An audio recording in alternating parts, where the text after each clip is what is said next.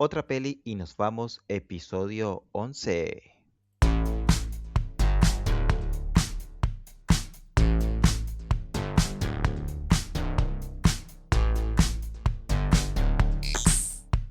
Hola a todos los cinéfilos que nos siguen en este nuevo episodio de Otra peli y nos vamos.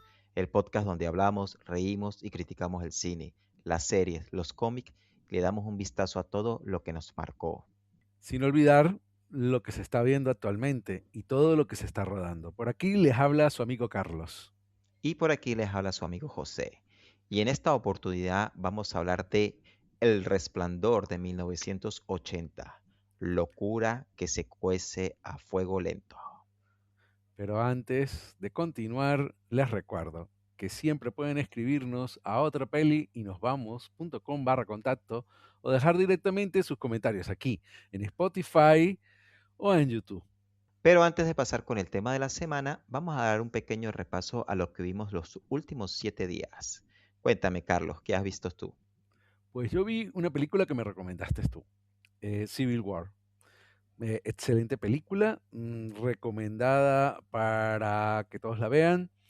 Una película, eh, por su nombre ya se sabe que trata sobre guerra, específicamente sobre una guerra civil que ocurre en Estados Unidos. No da muchas explicaciones de esta situación, pero sí muestran de manera cruda y real las situaciones que pueden presentarse en la guerra.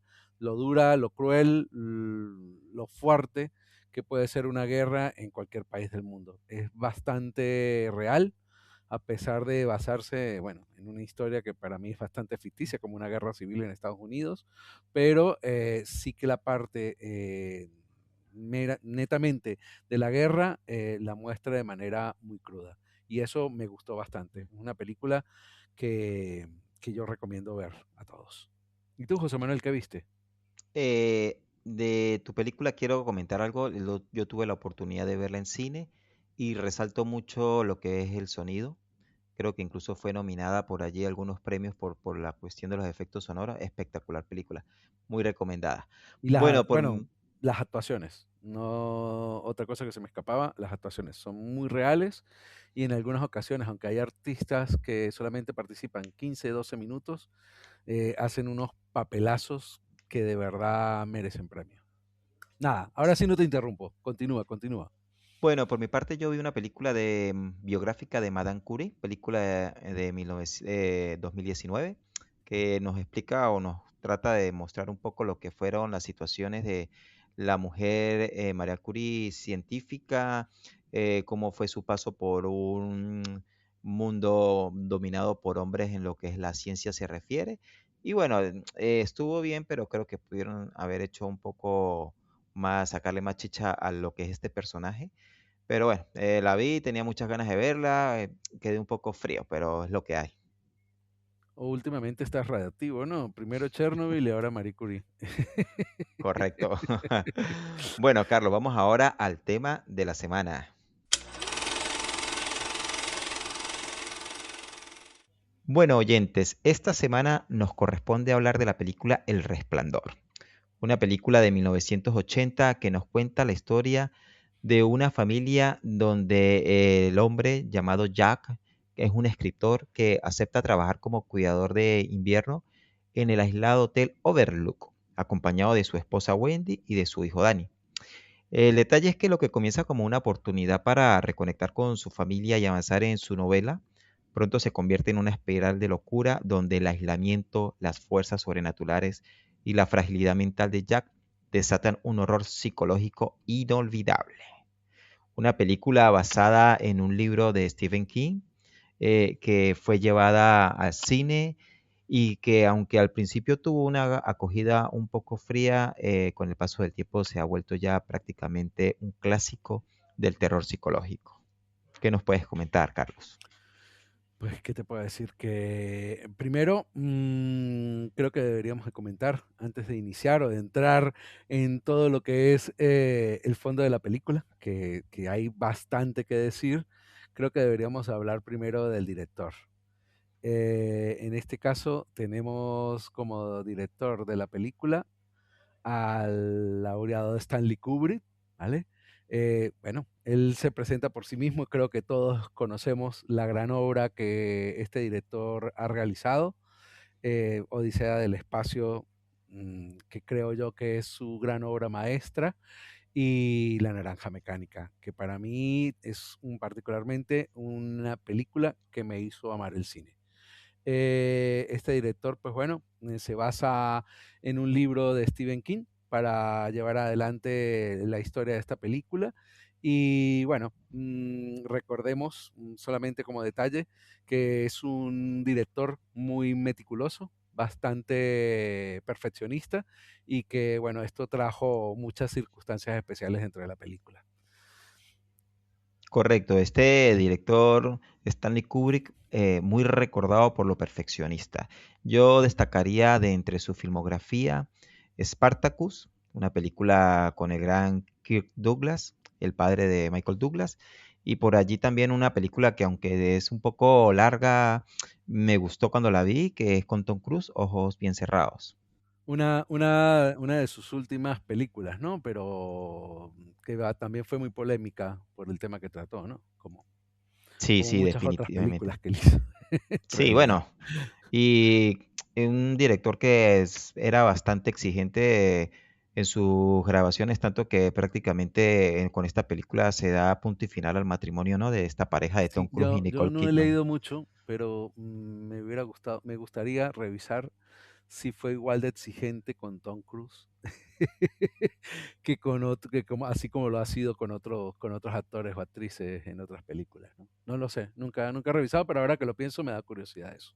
En fin, cuál es el reparto de esta película, José Manuel? Cuéntanos un poco. Bueno, tenemos ahora a alguien que ya estuvo por aquí previamente y repite, el gran Jack Nicholson, Ah, ya un actor con 3 Oscars en su carrera, un actor que coge esta película cuando ya prácticamente estaba consagrado, un polivalente, un actor que prácticamente muy apoyado con su rostro puede generar empatía o repulsión o terror, un actor que se le hacía muy fácil, especialmente este tipo de papeles que vamos a hablar hoy, ¿no? De papeles de locura, de terror, etcétera. sí, yo creo que ese es su fuerte, ¿no? Bueno, aunque él se ha destacado también en otros tipos de géneros, yo creo que el fuerte de él son papeles donde el personaje tenga un toque de locura o sea, de alguna forma muy peculiar su forma de ser o de actuar o de manejarse, ¿no? Recordemos también aquella elaborada película de él, Mejor Imposible, donde, bueno, no hacía de loco, pero sí de una persona, digo yo, que con algún tipo de problema mental, por así decirlo, ¿no? Por otro lado, también tenemos a Shelley Duvall, la que hace de la esposa de Jack, una actriz que es, entre otras cosas, sobresalida por su rostro con unos ojos muy expresivos Sí. y que estuvo en varias producciones, aunque tampoco tuvo una carrera de igual de sobresaliente que Jack, ¿no? Yo la recuerdo mucho porque para mí es la viva imagen de lo que era Oliva en la película de Popeye, ¿no? Me quitaste la palabra de la boca. Sí, Para mí ya es la recarnación de Oliva. De verdad que esa película con Robin Williams, yo creo que ella nació para hacer ese papel, ¿no? sí. Y bueno, como hijo de este matrimonio tenemos a un niño, Danny Lloyd, que bueno, después de esta película realmente no hay mucho que podamos encontrar, aunque sí puedo resaltar que se hizo un muy buen papel en esta película. Sí. No sé qué tan duro haya sido el director con este chico, con este No, actor, pero definitivamente creo que cubre y con creces lo que le exigía el papel. a ver, extrañamente, por lo que he escuchado yo durante estos años, el director intentó ocultarle a él que estaba trabajando en una película de terror. Siempre trató de mantenerlo como en un ambiente donde él se sintiera cómodo y no supiera que lo que estaba actuando era directamente una película de suspenso o de terror. Pero, a ver, es Stanley Kubrick. Por algo está donde está a Ya, nivel histórico en el cine, ¿no? Sabe ya. llevar todas estas situaciones. Sí, sí, sí. Bueno, Carlos, para entrar ya a hablar un poquito sobre la película, sí quisiera compartir contigo algunos puntos claves que se dan en todo lo que es la película, ¿no? Ujú. Primero que la película tiene una estructura que es un poco lenta, porque nos va mostrando muy poco a poco distintas situaciones, pero también es muy opresiva, ¿no? De alguna manera te va llevando y te va como asfixiando. Pero a mí me gusta esa lentitud porque hace que los personajes se puedan desarrollar bastante bien. Ayuda a que los personajes, cada uno tenga su momento y se vayan desarrollando dentro de la película para presentárselo al que está, bueno, a la persona que está viendo la película de manera clara, quién es cada uno de ellos, cuáles son sus intenciones, etcétera. Yo creo que eso ayuda, en este caso en particular, ayuda mucho a la película. Por otro lado, también tenemos el elemento de aislamiento, porque recordemos que este matrimonio, que son la pareja más el niño, quedan aislados en un hotel y deben de permanecer allí todo lo que es el invierno para cuidar del hotel, ¿no? Y entonces este aislamiento también de alguna manera juega un papel psicológico, especialmente en lo que es Jack, porque vemos que de alguna manera empieza como a salir de esos demonios. Recordemos también que él nos hacen ver que ha pasado por un proceso de alcoholismo donde él ahora ha dejado la bebida y claro, se ve un poco que este aislamiento no le ha caído bien. Sí, Y sí, no, sumado no le a ayuda, esto, no le ayuda. sí, no le ayuda. Y sumado a esto, yo creo que también un cuarto personaje, y creo que estarás de acuerdo conmigo, es el hotel, el Overlook.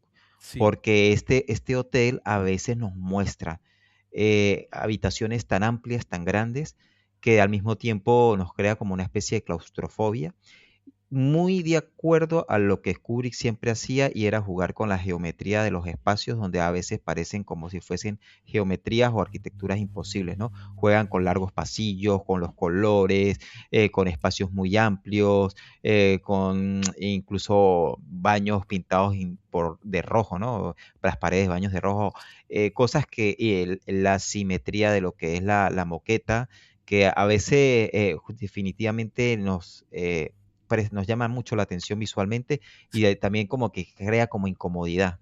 sí, es que en muchas escenas, ¿no? O sea, no son situaciones casuales dentro de la película. Tú ves que se dan cuadros donde prácticamente todo es simétrico o trata de encuadrar tanto a los personajes como a los muebles y demás artículos que aparecen dentro de la escena de una manera muy, muy, muy simétrica. O sea, es casi manejado de manera arquitectónica, diría yo.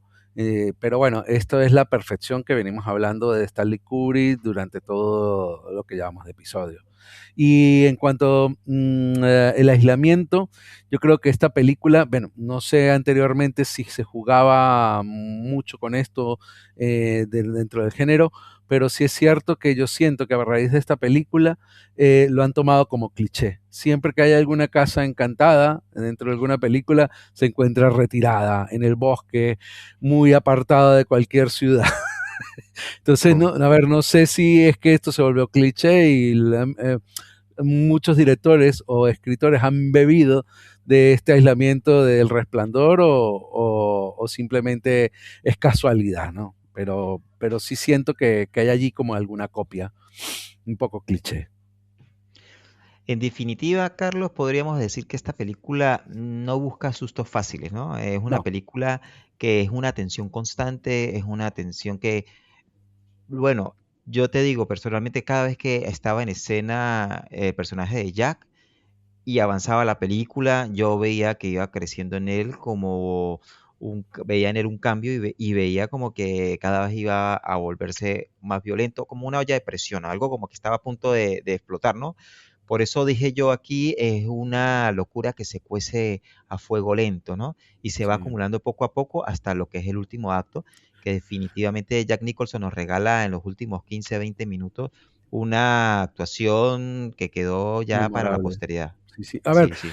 A ver, yo no, es que no sé, porque yo siento que desde el minuto uno de la película, ya el personaje de Jack Nicholson se encuentra un poco perturbado. Si bien al inicio de la película él se muestra cuerdo, sí siento que tiene un poco de nerviosismo, como de intranquilidad, incluso ansiedad. Ya empezando en la escena donde él está en la entrevista para que le den el trabajo, lo siento nervioso. Evidentemente se podría decir que es un nerviosismo dado por una entrevista de trabajo, como obviamente puede ocurrir, pero sí que lo siento con un poco de nerviosismo o incluso ansiedad desde el minuto uno de la película. A él no, o sea, no siento que haya un arco donde él empiece completamente normal y luego pase directamente a la locura, sino que él ya tiene de base alguna situación o algún problema emocional bueno, que ya se va desarrollando de manera mucho más obvia a lo largo de la película, ¿no? No sé, no lo sé. Y esto me lleva a su contraparte, ¿no? Femenina. El personaje de Shelley Duvall se ve completamente frágil, ¿no? O sea, el personaje de Jack Nicholson, con el paso de la película, va tomando fuerza de esa locura que se ve que la tiene, pero vemos que el personaje femenino siempre trata de apaciguarlo, pero ella como que sospecha que algo no anda bien, ¿no? En él. Sí. Y vemos que ella prácticamente está sola en ese hotel con su hijo y de alguna manera sabe que si no toma cartas en el asunto, la locura de Jack es una amenaza inminente. Y es que esa fragilidad se ve durante toda la película, porque si bien es cierto que ella a la final se defiende, busca defender al chico, lo hace de una manera muy instintiva y que se deja ver bastante bien dentro del personaje y dentro de la actuación. No la siento una mujer completamente, como dirían ahora, empoderada o luchadora. Ella actúa de manera instintiva con tal de salvar su vida y la de su hijo. Y esto se deja ver durante toda la película. Esto era una de las, y ya entrando un poco en materia, esto era una de las cosas que criticaba Stephen King a la película, porque en el libro aparentemente, yo no lo he leído, pero por lo que he escuchado y por lo que he leído, el personaje de ella era más guerrero, más luchador, como más decidido. Entonces, esto es una de las cosas que sí se deja ver mucho dentro de la película, esa fragilidad y que Stanley Kubrick, no. El escritor del Resplandor sí que criticó, ¿no? Otra escena que me gusta, donde vemos esta locura de Jack Nicholson y lo gran actor que es cuando él pasa por el salón de fiesta y de repente entra y ve que hay allí alguien que no debería haber y le sirven un trago, ¿no? Y él Ujú. comienza a hablar. Entonces, él, aquí es donde la historia trabaja lo que era el proceso de no beber del personaje, ¿no? Donde al parecer, Sí, en un principio pareciera que él se está imaginando que allí se va a beber un trago que lo necesita. Pero también aquí es donde, como parte de la película, no sabemos si también es realmente algo sobrenatural y realmente está ahí conversando con unos espíritus, ¿no? Entonces claro. llega un momento donde la película como que no sabemos si es alucinaciones de él o si realmente hay algo sobrenatural en el Claro. hotel. A ver, la película, desde cuando inicia, explican que fue construido el hotel debajo de un cementerio indígena. Luego también explican que incluso dentro de la propia época de la construcción hubieron batallas o hubieron ataques por parte de los propios indígenas con tal de defender su territorio. De por sí, si tú observas el hotel, está decorado con de tema indígena, temas de animales muertos, o sea, animales muertos no, pero cabezas de animales disecados, etcétera, y sí que da un ambiente un poco así de misterio, ¿no? Ahora, esa escena que tú dices, a ver, entendiendo que el hotel es un personaje más y que efectivamente allí hay o está encantado o tiene algún espíritu sobrenatural que, bueno, está dentro del hotel, sí es cierto que cuando él entra allí, lo primero que pide es un trago y el camarero le dice, que cómo lo va a pagar. Y él le contesta que podría dar su alma a cambio de un trago.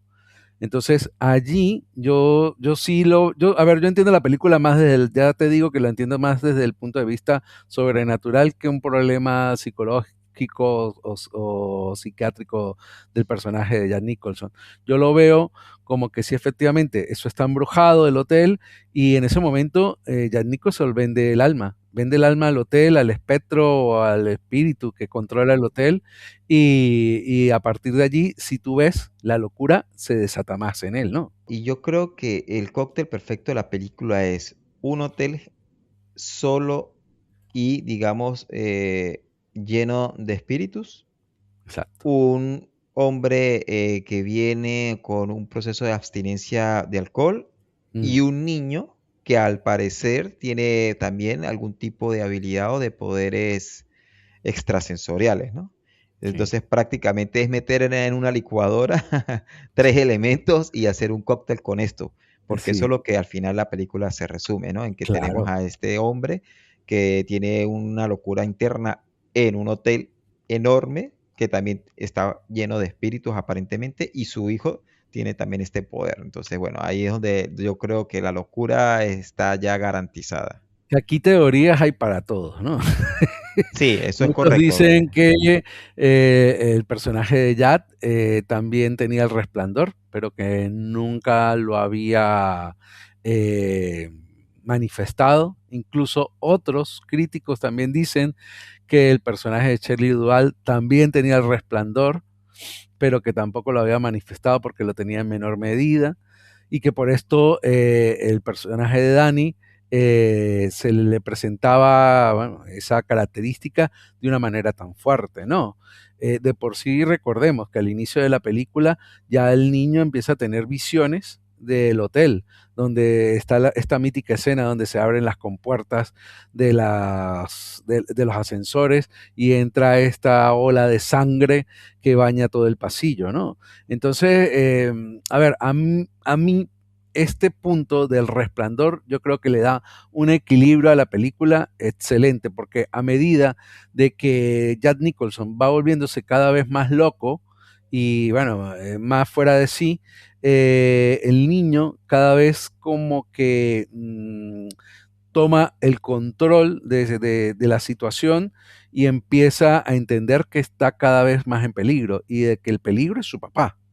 En efecto, y es lo interesante también de la película, que el metraje o la mayor parte del metraje está repartido en los tres personajes. Entonces, Ujú. básicamente, nos van mostrando el desarrollo de cómo el aislamiento afecta de distintas maneras a estos tres personajes. Mientras que la mujer y el niño de alguna manera interconectan y tratan de hacer vida, cada vez el personaje de Jack se aísla y comienza a ver en su familia enemigos, ¿no? Sí. Y bueno, de verdad que también es muy macabro si lo ves desde el punto de vista de que es el padre y es el esposo el que al final pues tiene estos pensamientos prácticamente de asesino hacia su propia familia. A ver, y si bien es cierto que ya dentro de la película explican que hay un antecedente de que él alcoholizado lastimó a su hijo, creo que partiéndole un brazo o dislocándoselo, de allí a pasar a querer asesinarlo a ambos, ya me parece que basándose solamente en una situación psicológica o psiquiátrica, me parece muy exagerado. Yo sí siento que dentro de la película hay un factor sobrenatural que hace que ya esté fuera de sí.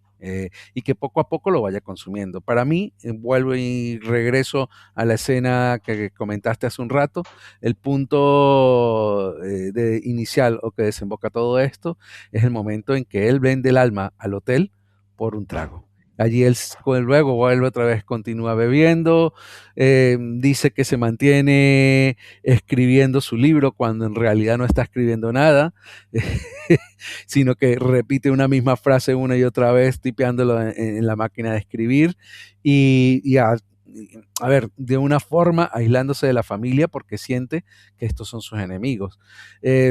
A mí particularmente, otra cosa que no quiero dejar de comentar es todas estas escenas que son como un poco aisladas, pero que sí que también le dan un carácter de mucho misterio a la película, como la escena donde el niño está andando en el triciclo y se consigue con las dos hermanas, que aquí también hay muchas teorías. Dicen que son gemelas, luego hablan de una niña de 10 y 8 años que asesinaron, entonces al parecer no son las mismas, entonces lo intentan conectar con que el espíritu de Yat en ciertas generaciones o en épocas pasadas ha estado también dentro del hotel y es esta misma persona que ha asesinado también a su familia en anteriores ocasiones.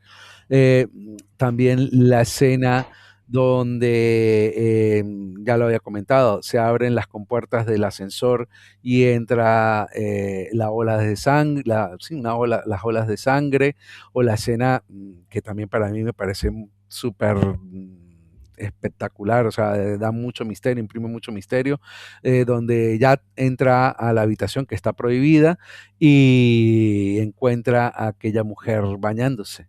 Creo que esas escenas, aunque si se pudiera decir son un poco aisladas, sí que de verdad le dan a la historia un toque de misterio que de verdad alimenta bastante a la película. Y sumemos a eso que justo el vigilante anterior, ¿no? Lo que tú comentabas, o hacía hace poco tiempo, también que había estado allí, había matado a su familia, ¿no?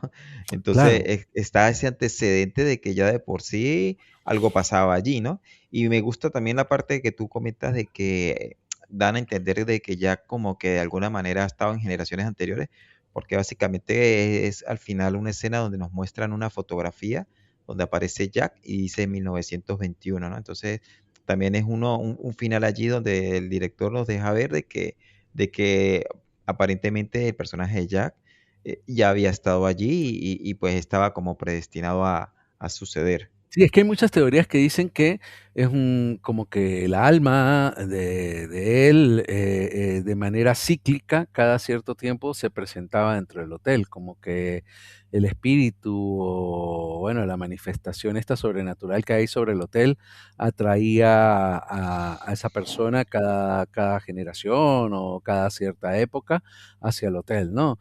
Y cada vez lo iba consumiendo más y más hacia esa oscuridad.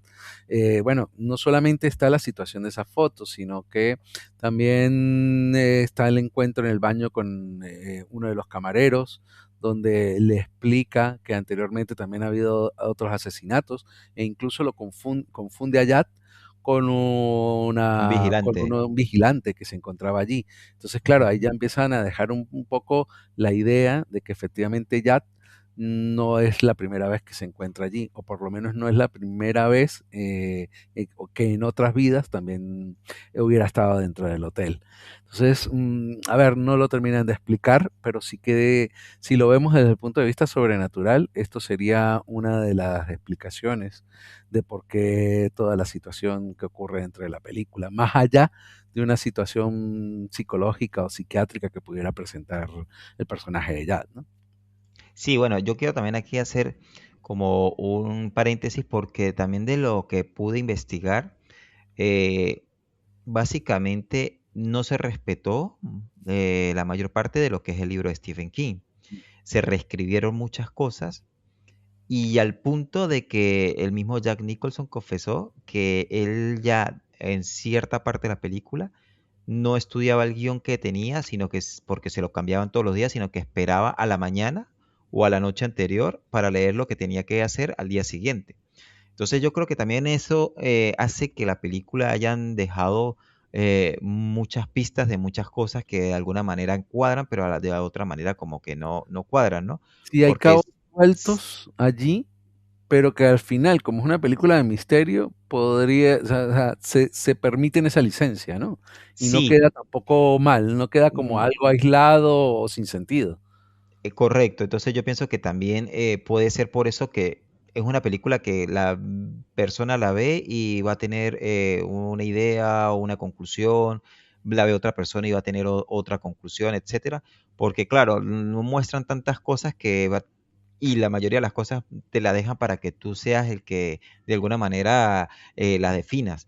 Entonces es esto, que ir grabando una película prácticamente con un guión que va saliendo de un día para otro Ya es es bastante súper difícil mantener la coherencia. Y complicado. yo creo que esto también, por eso mismo Stephen King no estuvo muy de acuerdo con esta película, tanto que en 1997 él produjo una nueva versión, una miniserie de 3 capítulos, Sí. que estaba completamente apegado a la película y es Al libro.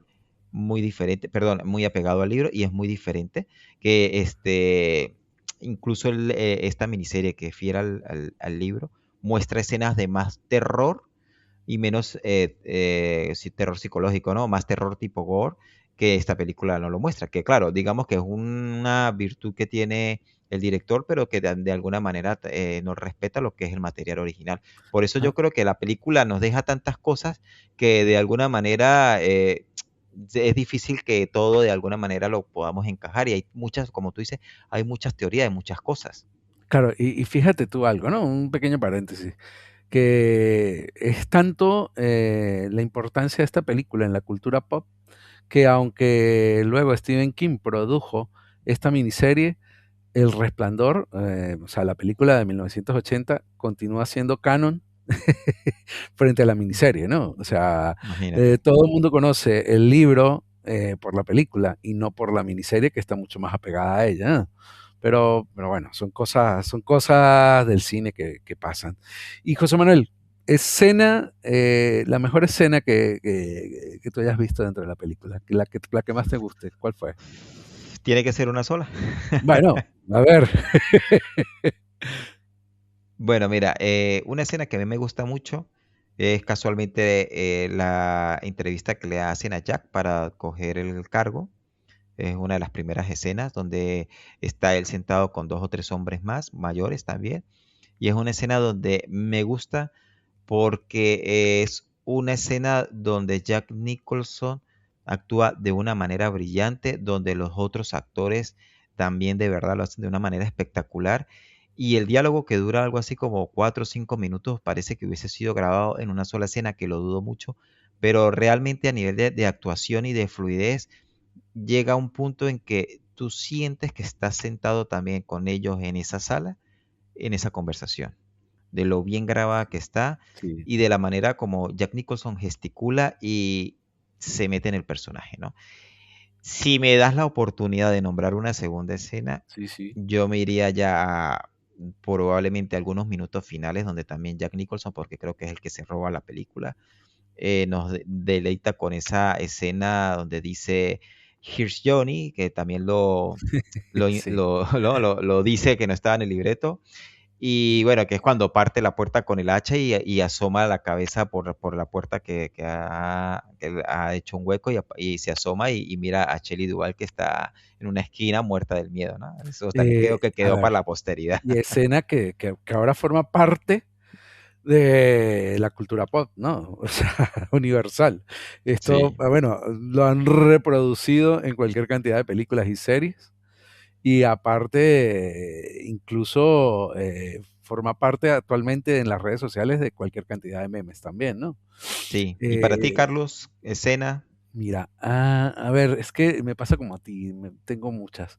A mí, la escena, donde, que ya la hemos mencionado, donde él entra al bar, se toma el whisky, me parece que la realiza con una autenticidad, con una naturalidad o sea, de aquel alcohólico que de verdad está intentando escapar de todos sus problemas y que quiere simplemente tomarse un trago de licor, me parece que está tan bien lograda. Es tan sencilla, pero también lograda a la vez que me parece de las mejores de la película. Otra escena que a mí particularmente me gusta, que bueno, es un poco larga, es la parte donde ya el personaje de Wendy empieza a tener miedo de Jack, descubre que no ha escrito absolutamente nada, sino que está esta frase repetida que él ha escrito en cientos de hojas y tienen esa lucha en la escalera, luego esa persecución.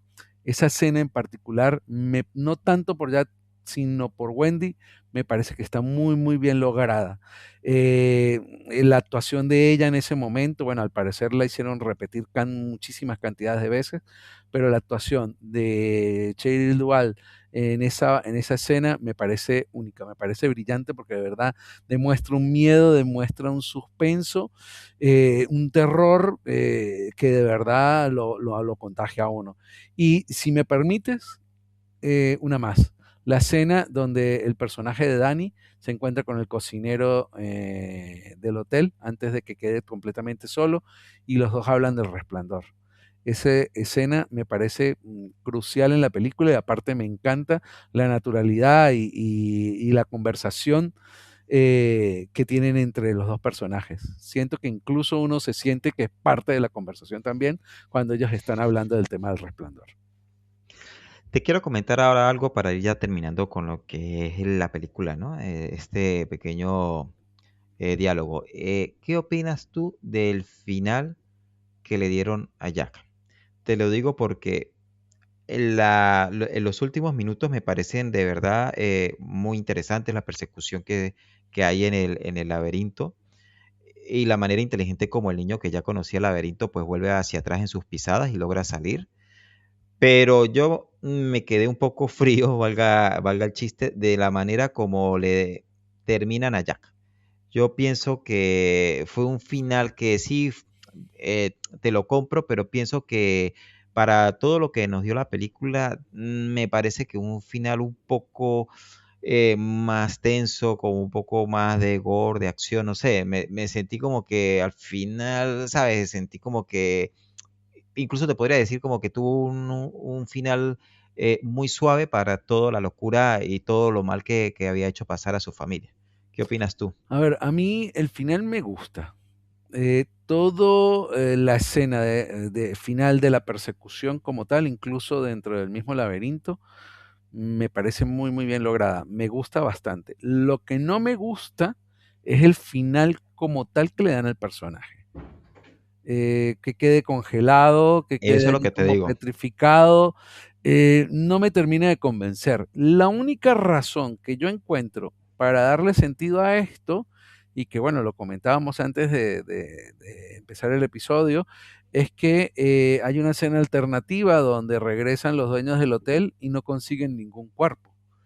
Entonces, bueno, no sé hasta qué punto pudieran haber dejado el personaje de Jack congelarse para dar a entender que simplemente él no terminó de estar muerto, sino que de alguna manera sobrenatural, así como le abrieron la puerta del cuarto frío para que volviera otra vez a atacar a la familia, así como le vendieron whisky por su alma, él también hubiera podido despertar. No sé, estoy hablando de manera sobrenatural por las licencias que da la película. Es una película de terror, de misterio al final. Pero la verdad a mí también me pareció muy, muy flojón que al personaje lo hubieran asesinado de esa manera. Algo faltó, presupuesto, lo que sea, pero es que la verdad, bueno, no sé, me parece que pudieron haber hecho algo más con ese personaje, darle un metraje extra que saliera, alcanzar a salir un poco el laberinto, ¿sabes? Pero bueno, me parece que Sí, allí sí, sentí sí, o como sea, lo que dejaron faltó allí ese, o sea, después una manera, después de que la escena de persecución es tan bien lograda, de repente se va a pique en segundos sí, y, sí, y sí, sí, sí, termina sí, allí. sí, sí, sí, bueno. No, a mí también eso me dejó un poco descolocado. De criticar algo en la película, yo creo que eso sería una de las cosas que yo criticaría. Sí, sí. Bueno, Carlos, hablamos ahora un poquito sobre la música. ¿Qué te pareció la música? ¿Cumplió o no cumplió? A mí la música me gustó, aunque he de decir que siento que se quedó un poco corta. Tal vez si la música hubiera tenido un poco más de fuerza, yo creo que eso hubiera, si ya la película es bastante buena, esto la hubiera llevado a un nivel muchísimo más alto, ¿no? No sé, yo siento que la música sí está un poco flojona en ese sentido. No sé a ti qué te parece, ¿no? Bueno, yo creo que la música cumple, pero que a diferencia de otras películas del mismo estilo, que nos dejan melodías y sonidos que prácticamente ya se vuelven parte del género, creo que esta película falla en no tener, ¿no? Así como, por ejemplo, Psicosis, Sí, es que etcétera. esto yo creo que es como uno de los pequeños errores del director, porque recordemos que en otras películas él ha dejado bandas sonoras que se han vuelto también míticas. El inicio, la banda sonora del inicio de Odisea en el espacio, creo que esto es algo que igual que la frase de Yat al romper la puerta con el hacha también se ha vuelto, ya solo la banda sonora, ni siquiera la escena se ha vuelto mítica.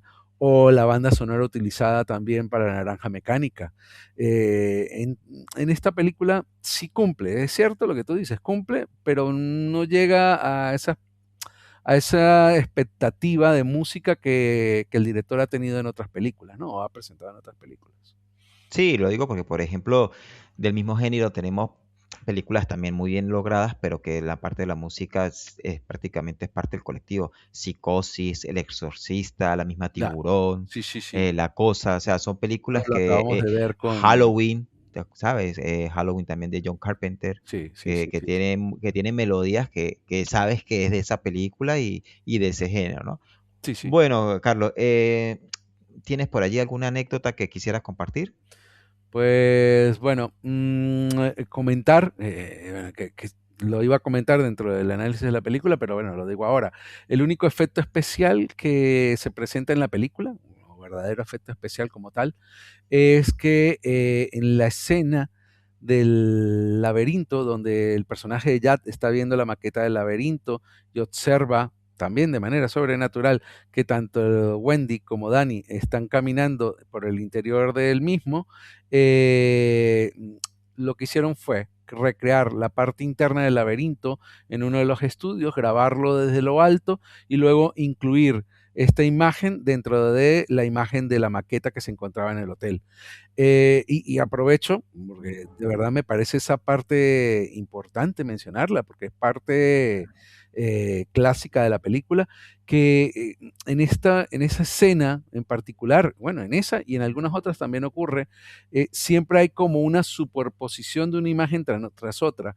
Cuando él está viendo, cuando ya está viendo el laberinto, observamos que poco a poco va cambiando la imagen y se va superponiendo el rostro de Yat sobre el laberinto, como si los dos personajes de la madre y el niño se encontraran dentro de la cabeza o dentro de la psiquis de Yat.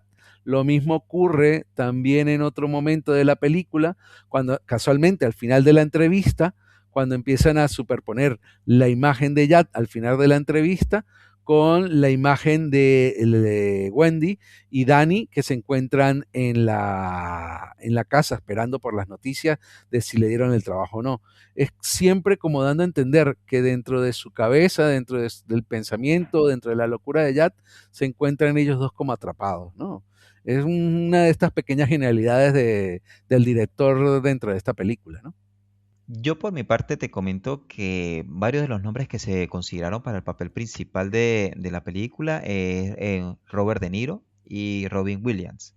Pero que bueno, por cuestiones de decisión del director, pues se terminó decantando por Jack Nicholson, que yo creo que definitivamente este personaje estaba hecho para él.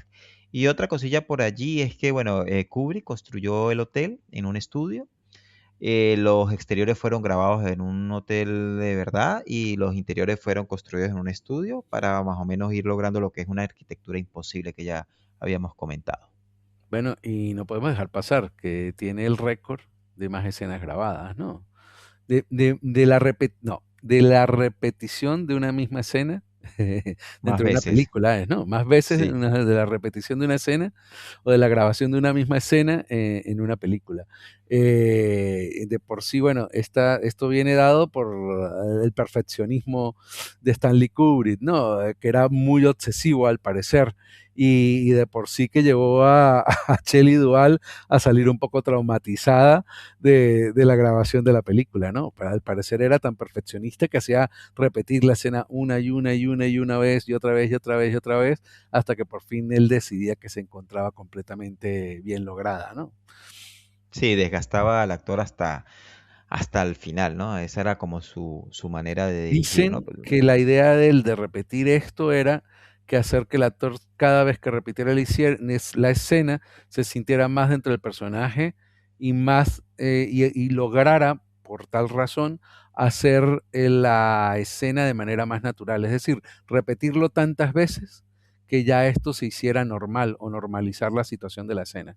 Pero, a ver, son técnicas, ¿no? Pero creo que a veces, pues, sobrepasan al actor o a la actriz. Hablemos ahora de la recaudación. Esta película tuvo un presupuesto estimado de 19 millones de dólares y recaudó 44 millones. Fue un éxito un poco tibio, ¿no? Porque las críticas no le ayudaron y aunque digamos que levantó bastante taquilla, no fue de repente lo que se esperaba para una película de Kubrick con este elenco.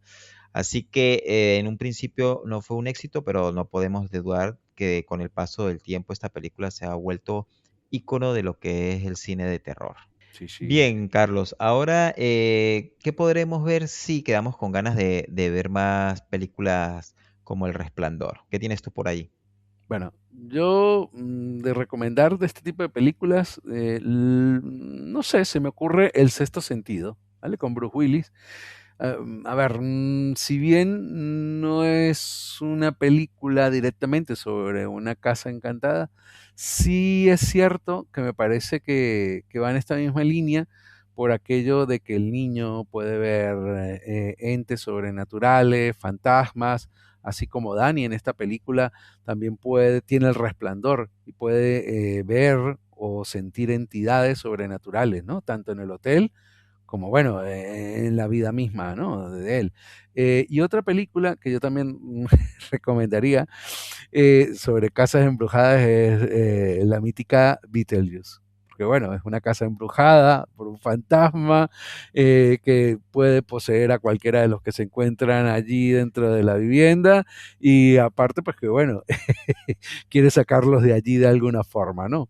Esas serían las dos recomendaciones que yo daría por si quieren seguir viendo películas sobre esta temática, ¿no? Bueno, por mi parte, yo voy a recomendar dos películas que también son más o menos de esa época. Una es El bebé de Rosemary, con la mítica Mia Farrow, una película también de terror, dirigida con un guión de Roman Polanski y también dirigida por el gran Roman Polanski. Y otra película que creo yo que caería bien y es bastante incómoda de ver en algunas partes es Poltergeist, película Mm, mítica también de sí, terror sí, sí, sí, sí. que ha sido clave y ha servido de inspiración para muchas películas posteriores. Yo creo que esta sería la secuela espiritual del Resplandor, ¿no? Sí, sí, sí, sí, sí. Podríamos llamarla así de alguna forma. Bien, Carlos, vamos ahora con el veredicto. Le recordamos a nuestros oyentes que nuestro veredicto es cinta de colección. Si es una obra maestra, hay que comprarla y tenerla siempre. Alquiler de fin de semana es muy buena, te divierte, pero con verla una vez basta. Para ver en la televisión por cable, si la pasan y no hay nada más que ver, pues la ves, es regular. Y por último, una cinta para rebobinar, o sea que es una cinta que es mala y no te la recomendamos. Carlos, para ti, Para mí esta vez es una cinta de colección. Para mí sí es una obra maestra. Tiene sus pequeños detalles, como toda película, evidentemente, pero para mí el encuadre de las escenas, las actuaciones, el suspense que transmite, me parecen que ha generado que esto sea una película de culto, que cada vez que la vemos nos atrapa y nos deja muy buen sabor, muy buen sabor de boca. Yo la catalogo como cinta de colección y recomiendo que cada cierto tiempo el que pueda la visite. para mí yo la catalogo como alquiler de fin de semana. Estuvo muy poquito de poder ponerla también en cinta de colección, pero bueno, para mí faltan algunas cositas. Por lo tanto, la pongo como un alquiler de fin de semana. O sea, con verla una vez es suficiente, se disfruta.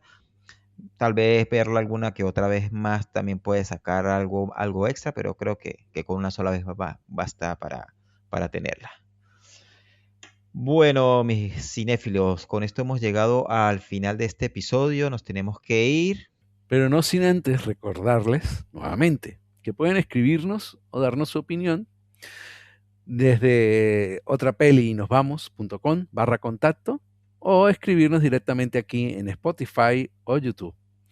Pero antes de irnos, les voy a comentar que mucho trabajo y nada de juego hacen que seas un chico muy, muy aburrido. Por aquí les habló su amigo Carlos Rodríguez. Hasta un próximo episodio. Y por aquí les habló su amigo José. Hasta la próxima. Nos vemos. Chao. Chao.